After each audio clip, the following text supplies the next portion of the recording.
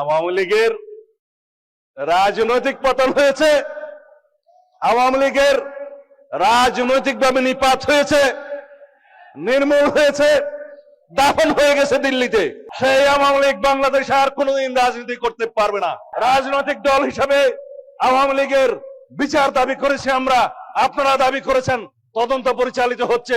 ইনশাআল্লাহ খুব শিগগির রাজনৈতিক দল হিসাবে সেই রাজনৈতিক দলকে বিচারের কাঠগড়ায় নিয়ে যাওয়া হবে। এই আন্দাজে বিভিন্ন বিশ্ববিদ্যালয়ে এই বিষয়গুলো ঢুকিয়ে আপনার ছেলেকে লা ইলাহা ইল্লাল্লাহর উপরে কনফিউজ করা হচ্ছে, যার কারণে বাংলাদেশে গত 10 বছরে এইথিজমের রেট অনেক বেশি বেড়ে যাচ্ছে। সম্মানিত উপস্থিতি, এটা লা ইলাহা ইল্লাল্লাহর উপর। এরপরে মুসলিম উম্মার জেগে উঠার পেছনে যেই 2-3টা ফ্যাক্টর সবচেয়ে গুরুত্বপূর্ণ ভূমিকা পালন করে, তার মধ্যে অন্যতম হচ্ছে আখলাক, চরিত্র। কোন জাতি, একটা বিষয় হচ্ছে আমরা একটু ইমোশনাল হলাম, সেটা আলাদা বিষয়, হাকিকত ভিন্ন জিনিস। এই জায়গার মধ্যে যদি পরিবর্তন না আনতে পারি, তাহলে আমাদের ভবিষ্যৎ অন্ধকার থাকবে। অন্ধকার যেভাবে হয়ে হয়ে আসছে সেটা আরো গুরুতর হবে। আখলাক কি? আখলাক হচ্ছে আপনার তবিয়তের নাম। আমার নবী যেটা নিয়ে এসেছেন এটা খুবই গুরুত্বপূর্ণ পয়েন্ট।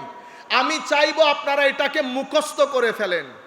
আমার নবী যেটা দিয়েছে সেটা শরীয়ত। কি দিয়েছে? কি দিয়েছে? শরীয়ত। শরীয়ত কি জিনিস? শরীয়ত কিছু করতে বলেছে, কিছু থেকে নিষেধ করেছে। নামাজ পড়তে বলেছে, শরীয়ত। যাকাত দিতে বলেছে, শরীয়ত। আপনারা বুঝতে পেরেছেন? আচ্ছা, শরীয়ত পালন কেন করবেন? শরীয়ত পালন করবেন তবিয়ত পরিবর্তনের জন্য। কি পরিবর্তনের জন্য? সবাই বলবেন তবিয়ত। তবিয়ত কি? তবিয়ত হচ্ছে আপনার ভিতরের জগৎ, যেই জগতের ডাক্তার এখানে শুয়ে আছে। শরীয়ত যিনি পড়ান উনি মুফতি। শরীয়তের মাধ্যমে তবিয়ত যিনি পরিবর্তন করেন উনি ওলি। তাহলে দুইজনের সাবজেক্ট ম্যাটার ডিফারেন্ট। মাদ্রাসাতে শরীয়ত পড়ানো হয়, খানেকাতে তবিয়ত পরিবর্তন করা হয়। মসজিদের মধ্যে শরীয়ত আদায় করা হয়, তরিকতের মধ্যে খানেকার মধ্যে তবিয়ত পরিবর্তন করা হয়। শরীয়তের মাধ্যমে তবিয়ত যদি পরিবর্তন না হয়, তবিয়ত পরিবর্তন হওয়া কি জিনিস? হায় হায়, অভদ্র ছিলেন, হায় হায় ভদ্র হয়ে গেছেন। মিথ্যা বলতেন, এখন আর মিথ্যা বলেন না। অহংকারী ছিলেন, এখন আর অহংকার নাই। হিংসুক ছিলেন, এখন আর হিংসা নাই। বখিল ছিলেন, কৃপণ ছিলেন, এখন উদার হয়ে গেছেন। এই যে চরিত্রের মধ্যে পরিবর্তন, আরো যদি আপনাদেরকে খুলে বলি, এটা গতকালকেও বলেছি, পৃথিবী ভালো আর মন্দের সংমিশ্রণ। মোবাইলের মধ্যে ভালো জিনিসও আছে, মন্দ জিনিসও আছে।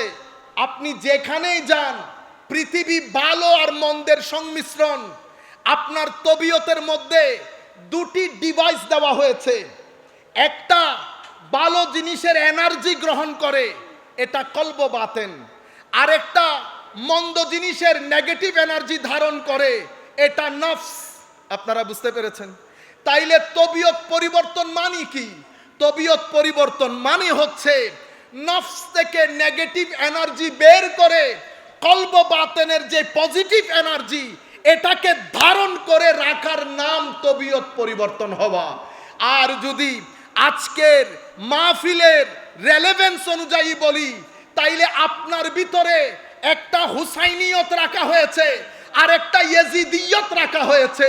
হুসাইনিয়ত কলবের নাম, হুসাইনিয়ত রুহের নাম, ইয়াজিদিয়ত নফসের নাম, ইয়াজিদিয়ত মিথ্যা বলার নাম, ইয়াজিদিয়ত অহংকারের নাম, ইয়াজিদিয়ত হিংসার নাম, ইয়াজিদিয়ত জুলুমের নাম, ইয়াজিদিয়ত রিশওয়াত নেওয়ার নাম, ইয়াজিদিয়ত রেপের নাম, ইয়াজিদিয়ত মানুষ পুড়ে মারার নাম, ইয়াজিদিয়ত মাজার পুড়িয়ে দেওয়ার নাম, ইয়াজিদিয়ত হযরতে ফারুকী সাহেবকে জবাই করে দেওয়ার নাম।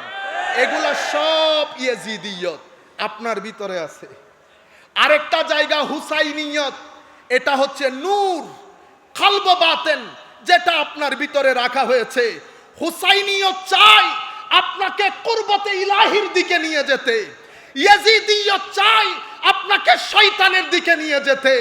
আজীব এক জিহাদ মানুষের ভিতরে চলতে থাকে, কখনো হুসাইনিয়ত, কখনো ইয়াজিদিয়ত। তবিয়ত পরিবর্তন মানি কি? তবিয়ত পরিবর্তন মানি আমার নবীর গাইডলাইন নিয়ে কোরআনের পানি, সুন্নতের পানি, আসহাবে রসুলের মহব্বতের পানি সর্বসাকুল্যে আলে রসুলের মহব্বতে ফানা হয়ে গিয়ে ওই পানি দিয়ে কলব বাতেনকে দৌত করার নাম তবিয়ত পরিবর্তন হওয়া। সম্মানিত উপস্থিতি, শরীয়তের মাধ্যমে তবিয়ত যখন পরিবর্তন হয় তখন মানুষের আখলাকের মধ্যে একটা বিপ্লব তৈরি হয়, সেটা পৃথিবীবাসী জানে। খানেকার মধ্যে আমি বারবার বলছি, মুখস্থ করে ফেলতে হবে আপনাদেরকে। যারা যেখান থেকে বসে শুনছেন, কেউ যদি বলে কোরআন সুন্নাহ আছে তাহলে তরিকতের দরকার কি, এই জিনিসটা তুলে ধরবেন। কোরআন ও হাদিস শরীয়তের নাম, কোরআন ও হাদিস শরীয়তের নাম। এটা পড়ানো হয় মাদ্রাসায়, এটা পড়ানো হয় মাদ্রাসায়। এখান থেকে আমরা শরীয়ত জানতে পারি, ফরজ জানতে পারি, সুন্নাহ জানতে পারি, নওয়াফেল জানতে পারি। এই জানা হচ্ছে শরীয়ত জেনেছেন। শরীয়তের মাধ্যমে যদি তবিয়ত পরিবর্তন করতে না পারেন, আমার নবী হাদিসে পাকে, আমার আল্লাহ কোরআনে পাকে বলছে, বান্দা তোর শরীয়ত আমার দরবারে গ্রহণযোগ্য হবে না। ইন্নাল্লাহ, আমার আল্লাহ বলছেন ইন্নাস সালাতা, তাহলে সালাত হচ্ছে শরীয়ত। তানহা আনিল ফাহশাই ওয়াল মুনকার, ফাহশা অশ্লীলতা এবং নাজায়েজ কাজ, গর্হিত কাজ, এগুলা থেকে সালাত আপনাকে বাঁচিয়ে রাখবে। সালাত শরীয়ত, বাঁচিয়ে রাখলে হয় তবিয়ত পরিবর্তন। যদি তবিয়ত পরিবর্তন না হয়, আসেন এখন আমি হুসাইনিয়তের মেসেজটা যদি আপনাদেরকে দিতে পারি।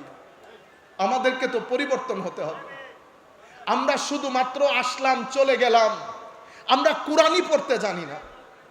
ভাই, তরিকত বলেন, হুসাইনিয়ত বলেন, আমার নবীর মিশন বলেন, এগুলা শিক্ষা কেন্দ্রিক রেভলিউশনের নাম। আপনার ঘরে একটা বই নাই, আপনি কোরআন শরীফ কখন পড়েছেন মনেই নাই। আপনি বলতেছেন আপনি হুসাইনকে মহব্বত করেন।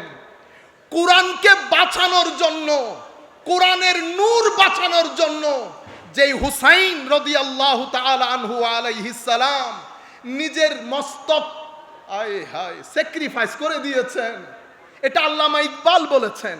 কিভাবে? গদিরে খুমের মধ্যে বিদায় হজ্জের ভাষণ আমার নবী দিয়েছেন, সেটা সব জায়গায় বলে। কোন মসজিদে বিদায় হজ্জের ভাষণ থেকে ফেরার পথে গদিরে খুমে যে আমার নবী আরেকটা বক্তব্য দিয়েছেন, উম্মতে মুসলিমার 60% মসজিদে এটা বলে না। আমার বুঝে আসে না।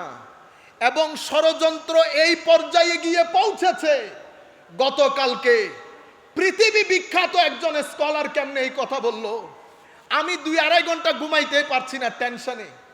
আমি চিন্তা করলাম মানুষের ভিতরে এই পরিমাণ বুকস থাকে।